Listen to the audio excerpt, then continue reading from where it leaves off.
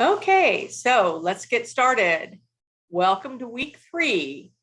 We're actually going to go back a chapter and do chapter 1, the introduction.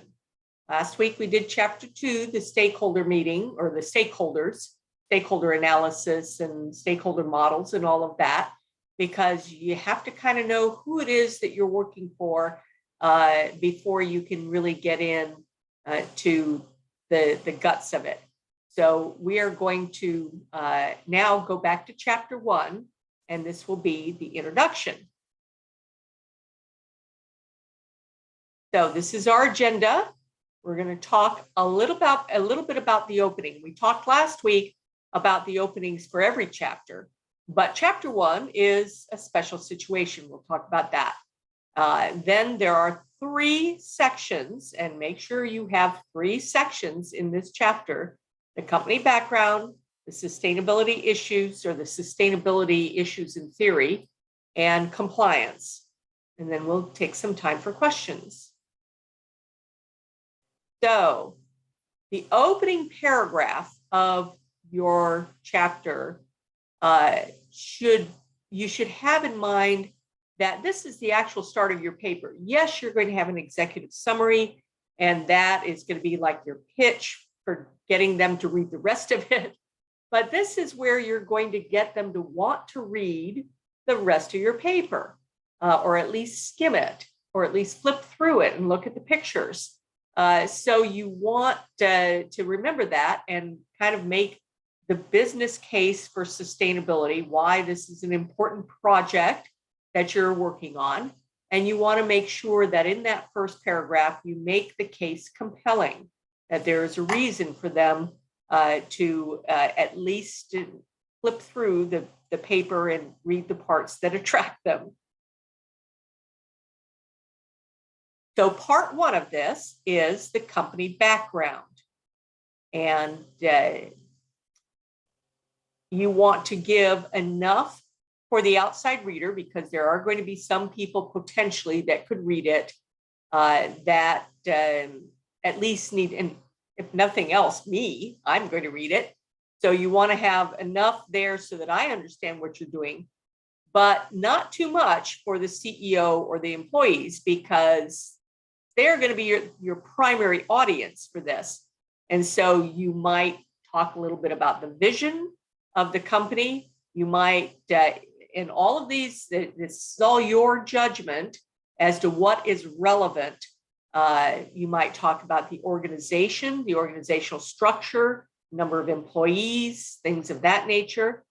And you might very briefly go through the history. Obviously, the CEO or the owner knows what the history is, but they also feel good that you know it. And so, you might want to have a paragraph that says what it is that, how this company got to where it is, if it's relevant, if you can find it out. So that's, you'll decide those kinds of things as you're going through there. You might also discuss industry trends. Is this a growing industry, or is this a stagnant industry? How interested is this industry in sustainability? What is it that the company can expect? Maybe even, although you don't want to date your paper by making it too much about COVID, if there was something significant that happened with regard to COVID, especially if it's something that might be an ongoing issue, then you might very briefly mention that. But primarily, you're looking at what are the industry trends. So it's not necessarily what your company is doing in this case, it's what the industry as a whole is doing. And then you're going to want to describe briefly the products and services of your company. That's what do they sell? You can use photographs, you can use little tables, descriptors, snips from the website. Something you always remember, this is something that you always want to keep in mind, the ePortfolio format that you learned before. You always want to describe what it is that you're doing. Then you want to illustrate that and then you want to draw any conclusions from it. And it doesn't need to be pages and pages. It can be a page, it can be, you know, a paragraph, whatever it is that will let people know what it is that the company does. Okay, then you want to perhaps do some business environment scans. This kind of goes with the industry trends. This kind of goes with the company background. You know, that there are a couple of different tools that you've learned that might be appropriate. Again, this is kind of up to you. What are the external factors affecting the business? Now, what we learned was the steep fishbone, but you can use the steep fishbone, or you can just use a straight steep, where you, again, I would explain what a steep is. It's also known as a pest or a pestle. There's a lot of different variations on that. Remember, the steep is sociocultural, technological, environmental, economic, and political. So what are those factors that are affecting your business? And again, you want to use, you want to make it look somewhat visual. If, say, for instance, you just are describing what these things, you might give it a little graphical thing like this. Doesn't have to look like this at all. It can look at like a circle. It can look like anything. But then as you're describing each one of them, you want to make it easy to follow. So use headings, subheadings, bullets, whatever it is, to make sure that you are leading the eye through your content. This is another one that we did, which was the TOES, the threats, opportunities, weaknesses, and strengths. Remember, you know, the traditional business environment scan is called the SWOT, strengths, weaknesses, opportunities, and threats. But this is a much more sustainability oriented one because it's more holistic, it's more integrated. It looks at the intersectionality, the interaction between strengths and opportunities, between weaknesses and threats. And so it is a much deeper, much better business scan. Now, you do not have to use multiple business scans. What you need to do is to analyze what would be appropriate to explain to someone reading something about the company and its place in the world. So that is part one. Part two is looking at sustainability. And that, believe it or not, is a solar farm of some kind, obviously colored so that it's colorful. But it was interesting. Anyway, part two is sustainability. And there are two things that you're going to talk about with sustainability. You're going to talk about what are the issues that are driving your project, and then what is the underlying theory that supports or that highlights the issues that makes this project important. So the sustainability issues are those issues that affect your project. So like, for instance, if you're doing an energy audit, then you would talk about fossil fuels, you would talk about maybe climate change, you would talk about what are the let me see, non-renewable resources, prices going up, whatever are the issues involved with energy. Now, this is not your audit, so you're not talking about what's happening at your company or your nonprofit. You're talking about the global issue. So if you're talking about water, you're going to talk about water scarcity, water, the specifics about Florida, that Florida has got serious issues with water scarcity because of the population and the aquifer and all of that. So what are the sustainability issues that are driving this area, that are driving this project? And again, you want to have maybe a couple of pages that describe what what the overall issue is.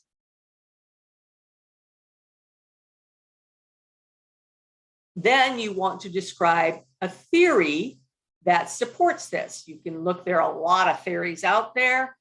Look through your textbooks. What you want to do is pick the one that is most relevant. And this is one of those academic pieces. It also makes you look good to your stakeholders because you look like you're an expert. But it also is one of our academic requirements that you demonstrate that you know the theories that are driving sustainability. So, you know, there are a lot of different theories that you might look at it. Let's see, like triple bottom line, like systems theory. Here's an example, natural step. So if you are concerned about resource use and waste, which can be energy, water, or any other resources, maybe natural step would be a good one for you to use.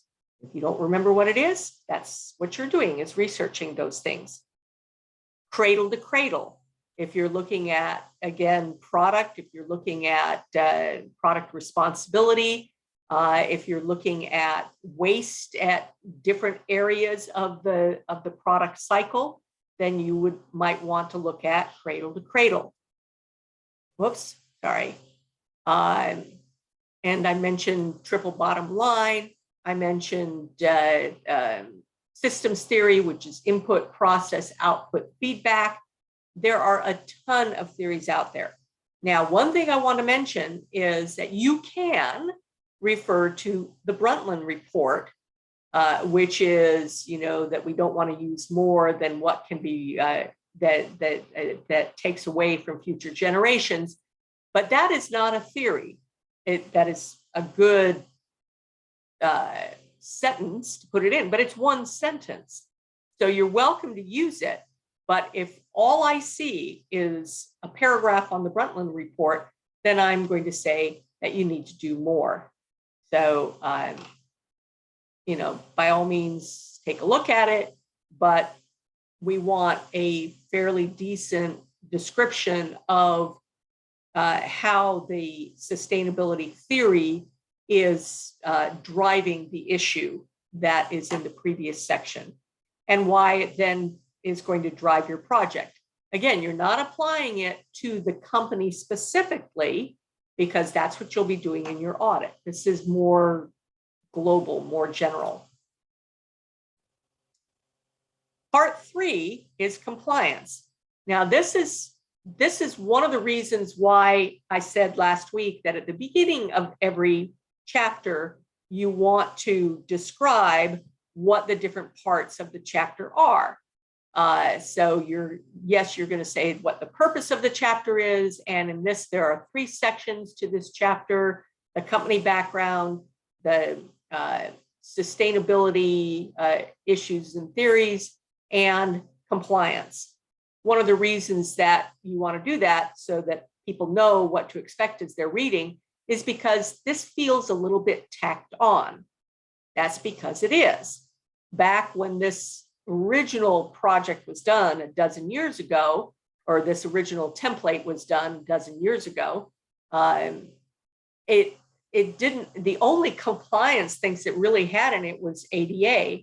And we took a look at what the goals of the program were. And one of the major goals is compliance. You have a whole course on legal aspects of sustainability, and those are very important. So we want to make sure that you demonstrate that you know what it is that is important about compliance with your project, with your company, with the issues that you're taking a look at. And there are 2 kinds of compliance that you're going to take a look at. One is regulatory and the other is voluntary. Please have both. And again, make sure that you have headings that say, you know, compliance, regulatory as a subheading, and then describe what are the regulatory issues what are the regulatory compliance aspects of your project? What is it that people need to worry about when it comes to energy? What is it that they need to worry about when it comes to water, when it comes to waste, when it comes to disposing of hazardous waste, when it comes to transportation, whatever your particular audit is, what are the compliance issues? And be specific about it. Identify, look at federal, look at state, look at local, and identify the kinds of or the specific regulations, if you can find them. If not, at least identify the areas that they're at, because what you want to do is you want to make this useful for your stakeholders to go back afterwards and say, what do we need to worry about with compliance? Now, compliance is going to come in at the end in Chapter 9 also, because then you're going to go and take a look at compliance and say, did this project make compliance better? Did it make it easier? Or did it raise some new issues that they need to worry about? Like, for instance, requiring that an electrician come in to do some of the project work. So those are some of the things that we're talking about. Now, in addition to environmental compliance, you can also consider social compliance issues. And again, if you don't, now this is one where if there are no social compliance issues, then don't include it. But there are always things that you can think about, like labor, like health and safety, product safety, and again, it depends on what your issue is. What is it that, if there are any social compliance issues, what is it that it might be OSHA? What is it that they need to be concerned about? And then there might be some other compliance agencies, and here I'm saying OSHA, but if you're doing a restaurant, or if you're doing something that involves food, or that involves hospital, health, whatever, it might be FDA. There might be other compliance agencies that require that you pay attention to those as you're doing your project. And so be sure to mention those. And of the 3 sections, this is probably going to be the shorter of them, but I would expect to see probably at least a couple pages by the time you finish regulatory and voluntary. So keep that in mind as you're going through. Don't just say there are none. So, and then the second thing that you're going to take a look at is voluntary compliance. Now, what are the standards that the company can use in order to help them be more sustainable in the long run overall? So it might be LEED, it might be the Pinellas Green Business Partnership, it might be designed for the environment, especially if it's product. It might be ISO 14000. It might be Green Seal if you're looking at operations and maintenance, cleaning products, or anything like that. Take a look and see what. There are also some very specific ones for hotels, for restaurants. There's some really great standards that are out there. So take a look at those. And you can also include social compliance. That's becoming more important. And again, what you want to do is focus on your project. Is this something that will affect your project? This happens to be from B Corp.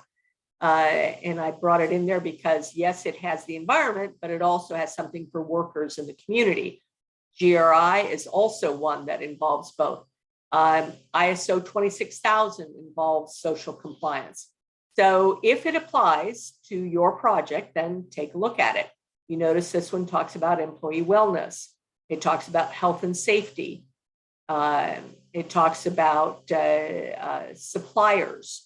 It talks about community.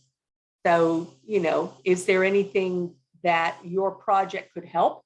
Is there anything that your project will affect? So with that, I just wanted to mention that the submissions are technically due Monday night at midnight. The primary reason for that is so that you can start on this week's.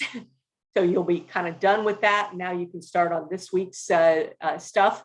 But I'm not going to take a look at it usually until the day that we are going to be meeting and going over it there.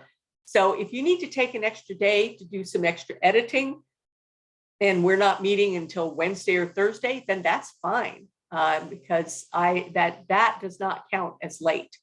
The only thing that counts as late is if you are kind of frozen in place and don't know where to start, and you don't come and ask for help.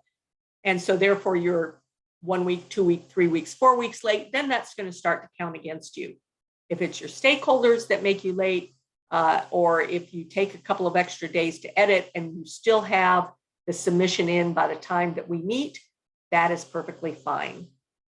So just wanted to make sure that was clear. And with that, let me see if you all have any questions. I have some questions. Mm-hmm. One question I do have towards the format.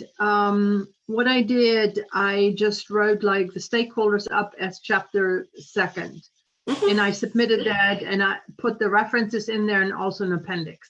Mm-hmm. Now, the next chapter, do you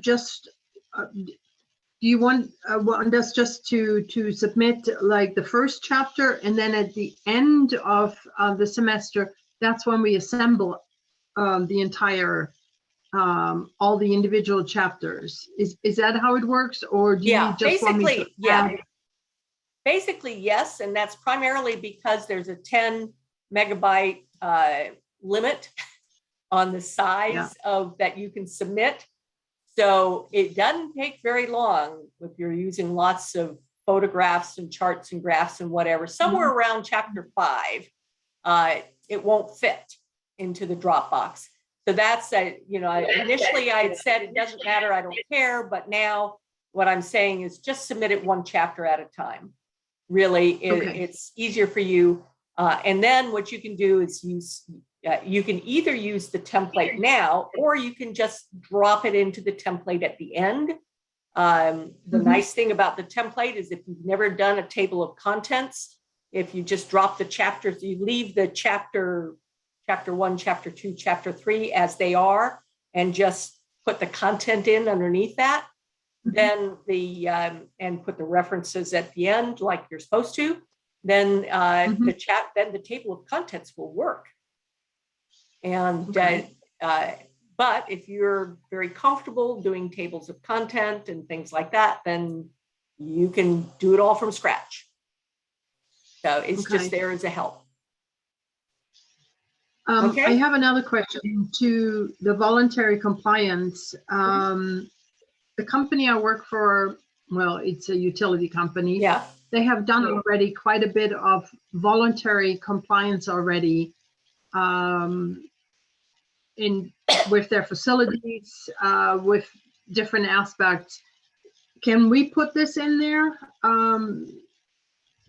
So it wouldn't be really a suggestion from us. It would be kind of a narrative about their accomplishments already.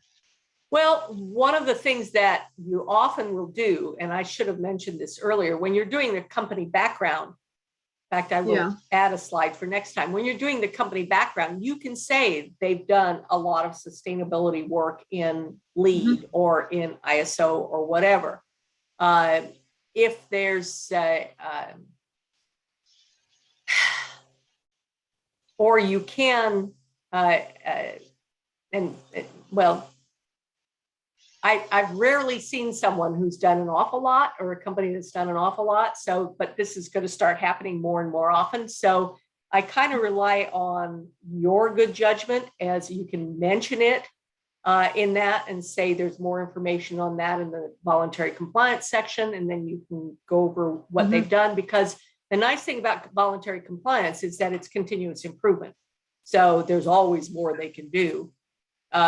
You know, so and it's unlikely if they've chosen, for example, ISO, then they're not going to turn around and change. And suddenly, if you recommend that they do GRI, they're not going to do that, because they've already invested tens of thousands of dollars in doing ISO. So you can identify, you know, specific sections maybe of ISO that they can focus on. And remember, there's, and again, I don't know what they've done. There's also the new lead for cities and communities that, you know, of course, they're a utility, so that's quasi, that is a company with government responsibilities. This is what I want you to do, is to put yourself into the shoes of a real sustainability consultant. And what is it that you would say, recognizing that it's a careful balance between that and the academic requirement that you identify, that you know what voluntary compliance is. So, Yes. So, you know, that's, so don't go on 20 pages on what they've already done, and, you know, but you can recognize what they've done. You can recognize it under company background. You can recognize it in voluntary compliance, be a little bit more specific. I think that'll work.